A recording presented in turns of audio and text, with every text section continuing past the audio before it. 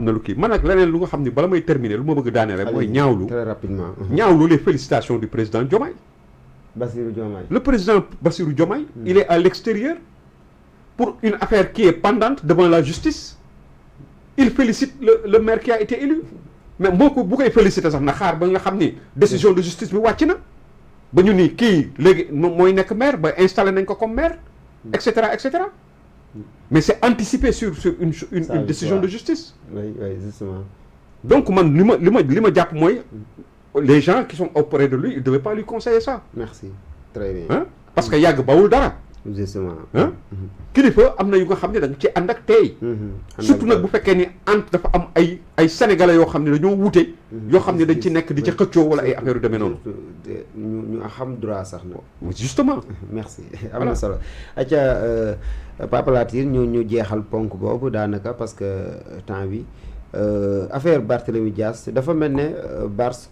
contre tous Barth seul contre tous moom lañ sentir si yëf yi dëgg-dëgg boo déggee doyen li mu expliqué taxawu Sénégal si vote bi niñ ko amale ñoom itam mu mel ne Barth avenir politique am ak taxawu Sénégal moom xëy na jaaroon na benn côté waaye lii nii wane na beneen xaajaloo bu rëy am na seen biir instant bii nii ndax loolu aussi jàpp nga ne moom moo am wala. Bon, comme l'autre disait, en fait, les grands hommes discutent idéologie, les hommes moyens discutent idées, les petits hommes discutent hommes. Cadre globalement aussi ñuy xool li nga xam ne mooy njëriñu Sénégal. Mais bu dee point bu ñu war a taxaw la te ñu wax cee taxaw je dis que Barth ci boppam Barth je pense que en tout cas man en ce qui me concerne c'est quelqu'un que je respecte parce que au moins Barth n'est pas un lâche. Ça je le dis, c'est quelqu'un que je respecte. Sauf que il n'est pas sans savoir quand même comment ça se passe. Parce que je pense am na loo xam ne bu amee. ba am na foo xam bu fa jëmee. Manuma wax ne parce que comme je dis il y a toujours parce que fond moom boo ko waxee. mooy d'abord parce que paaka kenn du ko jiitu ci mbaram.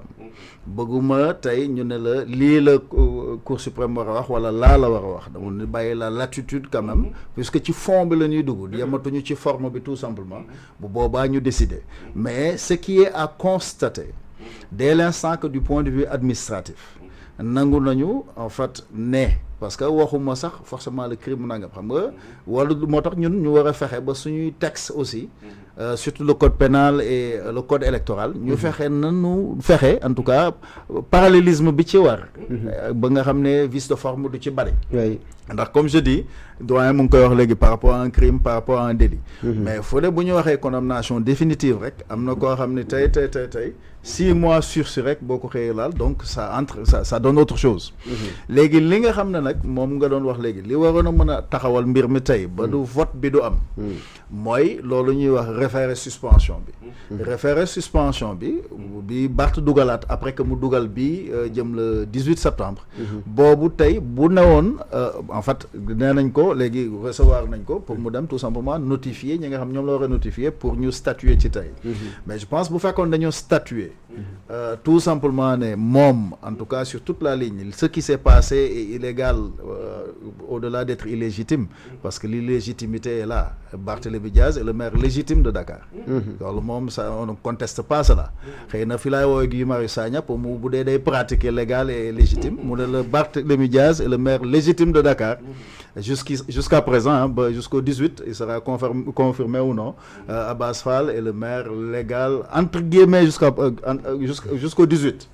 pourquoi je le dis danaa ci dellu soit léegi man Barth n'est pas sans savoir peut-être je le pense c'est ma ferme conviction te jàpp ne peut-être am na fu mu jaar ci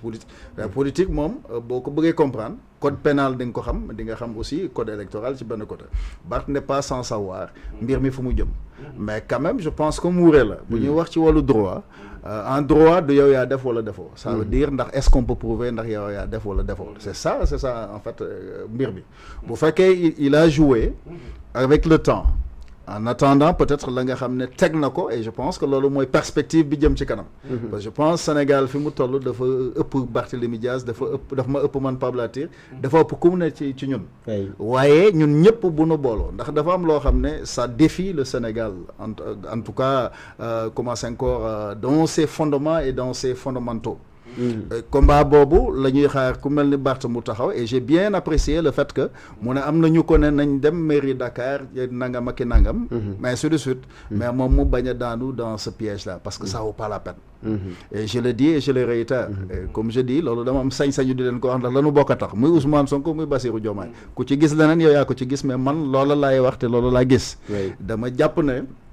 tey la nga xam ne moo waroon kii ñoom autant qu'ils sont mooy comment faire pour ñu ngi wax Dakar 2026 comment faire pour yenni tension yu bare ñu dindi ko tout simplement ci landerneau politique bi et surtout en commençant par la capitale mais bu fekkee ne loolu ay nit jël nañu décision ba jàpp ne tout simplement dañ ko war a dindi bu doon gatsa lañ ko wooye wala luñ ko mën a tuddee Barth a eu l'intelligence tout simplement bañ leen a fekk ci loolu Ousmane Sonko di woote encore une fois je le pointe du doigt ndax maag moom saxuñu loolu nee naa la bu doon man ak moom rek Ousmane Sonko bu nàccee suma kanam ma dagg suma bopp bu ma nàccee ci kanam mu neex ko mu naxee ko mu dagg boppam kon réew mi sàqunu gatsa donc noonu Barth def noonu la da ngay dellu ci yoon la yoon may nag comme cour suprême juge du droit la mais juge du fond la bu ñu àggee le 18 ñu doog a càmbar loolu quant à la décision du président mu ne félicité na ou pas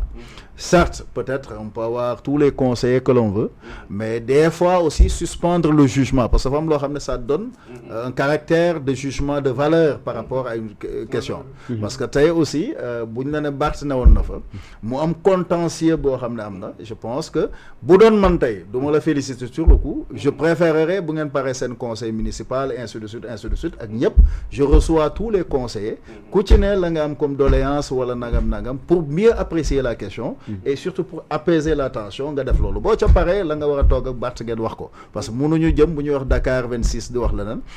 am na yoo xam ne waru fi mën a nekk mais encore une fois ay nit duñu profité sur le fait que am na terrain boo xam ne aucunement duñ lañ ca fekk parce que du ragal du dara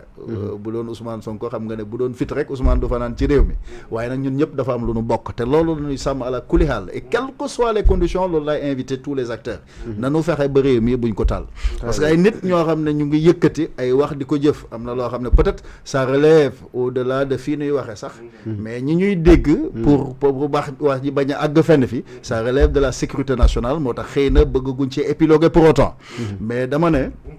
am na fu réew mi war a jëm la war mooy d'abord gentleman agreement war na am mais ñi nga xam ne acteur politique lañu ku ci ne xam nga la nga xam ne mooy sa responsabilité pour ñu taxaw sàmm réew mi aar ko surtout ci excès yi nga xam ne mën na jógee ci Ousmane Sonko avec son groupe qu'on appelle le PASTEF ndax am na ku nu fi joxoñ ba tudd ko ba nangam ak nangam du ma dellu ci fa mu bokk ak lan ko tuddee mais am na ñoo xam ne sax ñooñu laa gën a naw ne doxalin bi ma gis ci réew mi ay nit bëgg ko fee samp ci ñaari mbir wala ñeenti mbir muy lan la désacralisation socioculturelle ñu dem ba mel ni li nu bokk dañ ko bëgg a yàq te tàmbalee ko fa gën a kawee ci réew mi loolu bu nu ko defee loolu mbooloo mu ñu mën a reprocher lu ñu leen reprocher lii nekk suñu biir moo gën a tee yéeme loolu mooy li nga xam mooy dëgg donc bu ñu bokkee réew mi daal je pense il est temps ñun ñëpp ñu apaiser quelque part les tensions mais surtout savoir que nous avons l'obligation de sauver le Sénégal loolu nag ça commence par nos valeurs culturelles en tout cas de base nos valeurs culturelles salvatrices au sens propre du terme et loolu dafay andiwaat loolu la waaj a doon wax Ousmane Sonko pour le citer lam doon wax dañu ko tolérer ñu koy wax ne ñun tolérer wuñu loola ci réew mi il est temps moom en tant que chefu Pastef tey ak session yi fi jot a jaar yëpp que ñoom ñu ñuy fexeel lu ñu prescrire loolu au niveau de l'Assemblée nationale parce qu'il faudrait pas que cette patate chaude là ñu fex bëgg ko passe Bassirou Diomaye du Bassirou moo ñu digoon criminalisation Ousmane Sonko moo ñu ko digoon donc warut a jóge présidence de la République ñu di ko woowee projet de loi proposition de loi la war a doon jóge Assemblée nationale majorité Ousmane Sonko moo ko war a juger criminaliser li nga xam ne musiba naaru laay la ndax bu ñu temps bi mayoon moo la loolu lépp yëfi iblis la bonoon naa la wax techniquement ni nga xam ne noonu la demee mais juste pour dire daal la majorité bi fi ne ñu fal leen au niveau de l'Assemblée nationale à commencer par le président de l'Assemblée nationale qui n'est toujours pas à la hauteur de sa fonction buy wax da ngay xeeb sa bopp xeeb maanaam da ngay am kersa donc à commencer par lui du patate chaude boobu ñu doon wax muy criminalisation musiba naaru laay boobu ñu bëgg ko passe présidence de la République non ñoom député ñun moom la ñu fal askan wi président ca lañ ko sas mu def ca serment xam nañu ko mais député ya ñuy yebal ci Assemblée nationale ñooy xool li dëppoo ci cosaan cosaan ci aada diine ak ngor li nga xam moom la ñu war a def donc Ousmane encore une fois yaa ne woon da ngay criminaliser yow la ñuy xaar nga criminaliser ak sa groupe El Hadj Malick Ndiaye pareil te suñuy 50 millions plus ou moins ci ay oto ngeen xam ne loolu du farata amul bopp amul genn. Très bien, merci beaucoup. En tout cas am na ñaari possibilité pour def ko projet de loi ak proposition de loi mais avant loolu doyen assemblée nationale booba dañ fay des tey xam nga ne ñi ngi doon amal session extraordinaire soxal création de l'office national lutte contre la corruption mu di OFNAC coppite gi nga xamante ni dinañ ko ci indi député yi sëggoon ci tey déjà jàngat nañ projet de loi bi ni mel ay à plusieurs reprises suñuy plateau mais dafa am ñaari discours yoo xamante ni dinaa la ci interroger doyen bokk na ci le ministre de la justice muy Ousmane Diagne wax que ne on ne peut pas se permettre de traiter des faits d'une telle gravité dans la précipitation loolu li tax